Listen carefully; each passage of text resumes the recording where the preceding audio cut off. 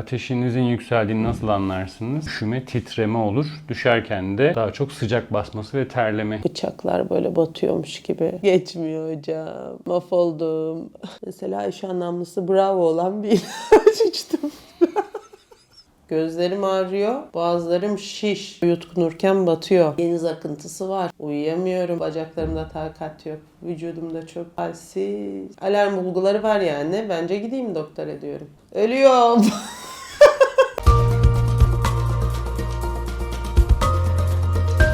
Hocam merhaba. Merhaba. Hasta oldum ben hocam. Geçmiş olsun. Geçmiyor hocam, geçmiyor. Ne oldu? Neyin var? Gözlerim ağrıyor. O da baş ağrısı yapıyor. Böyle gözlerim yerinden çıkacakmış gibi başıma vuruyor. Boğazlarım şiş. Elime geliyor resmen dışarıdan. Batıyor, yutkunurken batıyor. Geniz akıntısı var. Yutkunamıyorum. Geceleri uyuyamıyorum. Efendime söyleyeyim, burnum tıkalı. En sinir olduğum şeylerden biri. Nefes alamıyorum. Tuzlu su böyle fısfısından bilmem nesinden böyle geçici olarak açılıyor. Burnum tıkalı olduğu için genzim kuruyor. Önüme ne geçerse içiyorum. Artık midem bulandı. Yani kısaca ne olmuşsun? Ölüyorum. Ne şimdi grip deyip geçeceğiniz mi? Ne oldu bu? Bir de bir şey söyleyeceğim. Valla bacaklarımda takat yok. Vücudumda çok halsiz. Üst solunum yolu enfeksiyonu dediğimiz durumun hemen hemen bütün belirtilerini senden duyduk. Alarm bulguları var yani. Bence gideyim doktora diyorum. Alarm bulguları var mı? Yok. Var hocam işte ölüyorum diyorum ya. Dinlemiyor musunuz beni? Öncelikle soralım o zaman. Ateşin oldu mu? Ateş. Bilmem kendi kendine ateşini insan nasıl anlar? Bana öyle geliyor. Yanıyormuşum gibi. Ateşinizin yükseldiğini nasıl anlarsınız? Ateş yükselirken genelde üşüme, titreme olur. Düşerken de daha çok sıcak basması ve terleme hissedilir. Üst solunum yolu enfeksiyonlarında da zaten ilk 3 gün ateş olabilir. Ateş tek başına bir alarm bulgusu değil. 3. günden sonra hala devam eden ateş varsa ve hastalık giderek kötüye gidiyorsa ateşle beraber o zaman alarm bulgusu olarak değerlendirebiliriz. O zaman bir doktora gitmek gerekebilir ama ilk 3 gün içerisinde ateş yoksa zaten hiç alarm bulgusu yok demek oluyor. Ateş varsa da 3 güne kadar iner, çıkar, yükselir, düşer, ilaç alırız, düşer. Ama 3. günden sonra geçmesini bekleriz. Geçmezse bir doktora gidip görünmek gerekir. Ateş yoksa evimizde mi oturuyoruz dizimizi kırıp? Evet. Niye ya? Hocam şimdi ilaç ismi veremiyoruz galiba ama eş anlamlısı bravo olan bir ilaç içtim. Bravo sinüs. Bana mısın demedi valla. İyi geldi mi? Gelmedi ya. Boyuna içiyorum. Ama bir de şöyle düşünüyorum. İçmesem demek ki yerlerde sürünürüm. İçtiğim halde böyle kötüyüm. Ağrı kesici de içtim. O zaman diyorum ki ben bunları içtiğim halde böyleyim. İçmesem demek ki vay halime. Doğru muyum? Grip ilaçlarını alabilirsin. Grip ilaçları hastalığı tedavi etmez. Virüslere karşı etki gösteren ilaçlar değil bunlar. Yani antiviral ilaçlar değiller. Sadece işte boğazın ağrısını azaltır içindeki ağrı kesici. Geniz akıntını azaltabilir içindeki başka bir ilaç. Genel olarak işte vücudundaki ağrıları, sızıları, onun gibi kırgınlık, kırıklık dediğimiz hisleri biraz azaltabilir. Ama bir taraftan da aslında içindeki bazı maddelerde tam tersine uyku da yapabilir. Yani tamamen mucize ilaçlar değiller sonuçta ve etkileri de geçici. O yüzden günde hani 3-4 kere almak gerekebilir.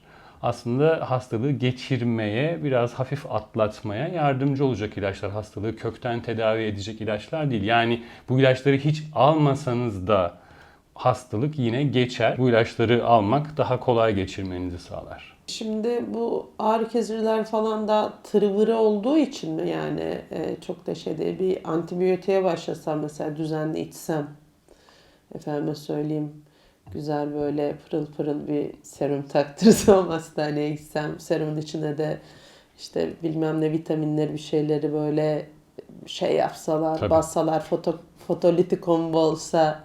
Sokağa atacak yani paranız bolsa ve zamanınız da bolsa hastanede geçireceğiniz tabii ki gidebilirsiniz. Gereksiz serumlar alabilirsiniz, gereksiz ilaçlar alabilirsiniz. Doktorunuz da belki hani bir şey yazmamış olmak için antibiyotik yazabilir vesaire gibi bir sürü durum var. Aslında gereksiz ilaç almış olursunuz. Yani hastaneye gittiğinizde verilen serum aslında bildiğimiz tuzlu su. İçine de bazı vitaminler ekleniyor. Ama o vitaminlerin de hastalığı iyileştirmek anlamında hiçbir faydası yok aslında. Bir miktar sıvı almış oluyorsunuz. O da kendinizi biraz iyi hissetmenizi sağlıyor olabilir ama tamamen geçici. Ha bu bir de hastalığın işte ikinci, üçüncü günü tam geçmeden önceki dönemine denk geliyorsa aman ben bir serum aldım, harika bir serumdu, iyileştim dersiniz ondan sonra. Ama hastalığın zaten geçme dönemi gelmiştir, o süreç geçmiştir. Siz de ona denk geldiği için o serumun mucize iyileştirici olduğunu düşünürsünüz. Sonra etrafınızdakilere de söylemeye başlarsınız. Böylece sağlık ticareti ilerler. Özel hastanelere bolca paralar verirsiniz. Tamamen gereksiz ve faydasız ilaçlara. Antibiyotik meselesine gelince antibiyotikler de antiviral değildir. Şimdi bu üst solunum yolu enfeksiyonları virüslerin neden olduğu hastalıklar. Antiviral olmayan hiçbir şey hastalığa etki etmez ki antiviral ilaçlar bile aslında bu üst solunum yolu enfeksiyonlarına çok da büyük bir katkı sağlamıyor. Çok küçük bir etkileri var tedavi anlamında. Antibiyotikler antiviral olmadığı için hastalığı tedavi etmiyorlar. Hatta öbür taraftan da sizin bağırsaklarınıza, vücudunuza bir şekilde zarar vermiş oluyorlar. Yani size iyi geleceğini düşünüyorsunuz antibiyotiğin ama aslında yarardan çok zararı olan bir şey almış oluyorsunuz. Peki hocam, bağışıklık sistemimizi güçlendirecek şeyler yesek içsek, C vitaminleri var içeren, tam vitaminle karşısınız biliyorum onu ama mesela işte değişik otlar, kökler, güzel meyveler, sebzeler, böyle kendimizi biraz şey var bir de hocam ya. Daha önceden sormuştum ama hoşuma gidiyor. Siz bir haber programına çıkmıştınız. Kelle paça iyi gelir mi diye soru sormuşlar size. Bir kere daha bizi bu konuyla ilgili aydınlatır mısın? Şimdi bağışıklık sistemiyle ilgili sorulara cevap vermek biraz zor aslında. Bilimsel olarak zor. Tabii ki yani kafadan atmak, işte şu çok iyi gelir, bu bağışıklık sisteminizi uçurur falan gibi cevaplar vermek kolay. Ama aslında gerçekte bu konularda bilimsel çalışma yapmak çok zor. Yani bir tane yiyecek bağışıklığa iyi gelir denmiş. Bununla ilgili nasıl bir deney yapılacak? O kaç kişiye o yedirilecek de ama başka yediğimiz bir sürü şey de var hayatımızda. Yani hangisinin neyin iyi geldiğini, neyin iyi gelmediğini anlamak zor. İşte binlerce insana bunlar yedirilecek de bağışıklık sistemini ölçmek de zor. Neye göre ölçeceğiz?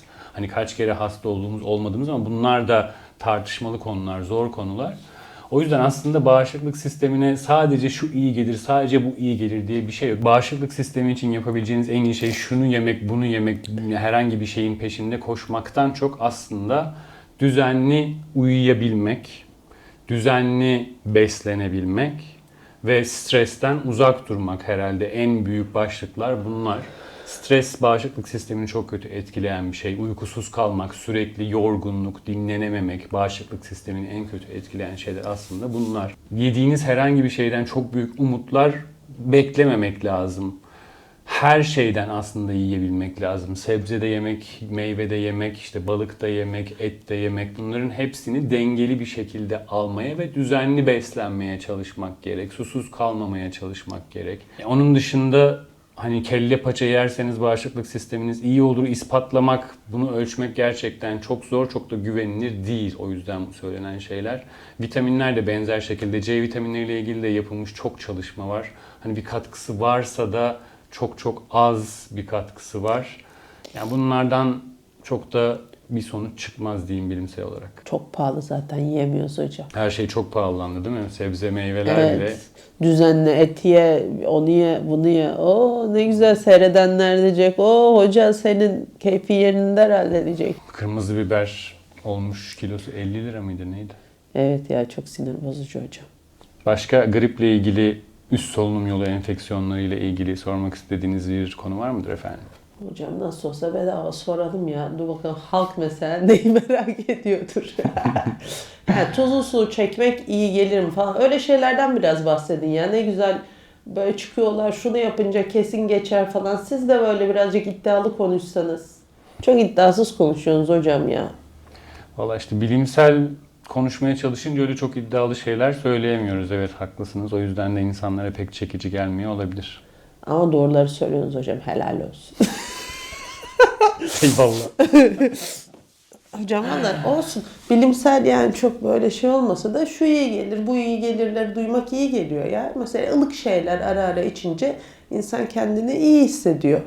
Tabii ki bol su içmek her zaman iyi gelir. Ilık içmek işte boğazı rahatlatır, sinüsleri, burnu biraz rahatlatabilir. Bunlar tabii ki iyi gelen şeyler yani. Acı Ama yesek böyle buraları yaksa.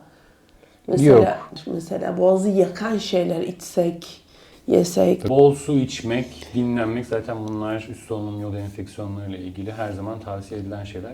Çok sıcak içmek çok iyi olmayabilir. Buharı aslında iyi geliyor. Öyle bir şey var. Hani burun tıkanıklığına bazen o boğazdaki gıcık nedeniyle oluşan öksürüğe buhar çekmek aslında iyi gelebiliyor. Geçici olarak rahatlatabiliyor.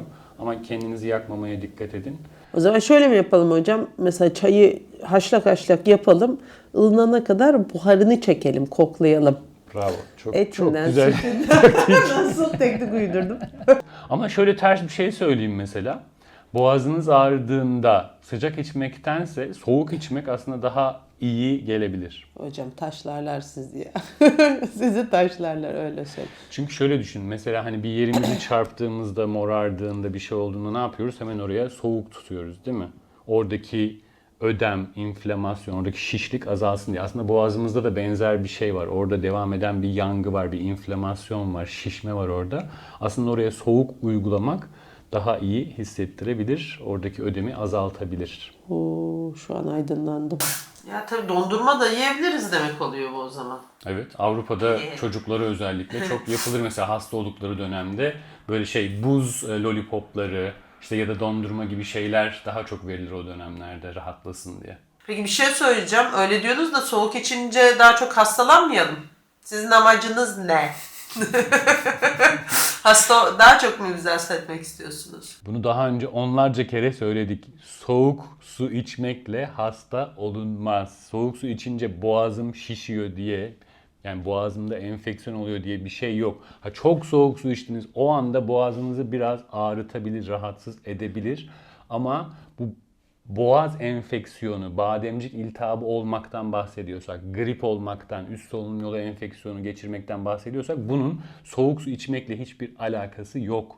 Etrafınızda insanlar da vardır. Bazı insanlar kış, yaz, her mevsimde soğuk su içerler. Hasta falan da olmazlar zaten.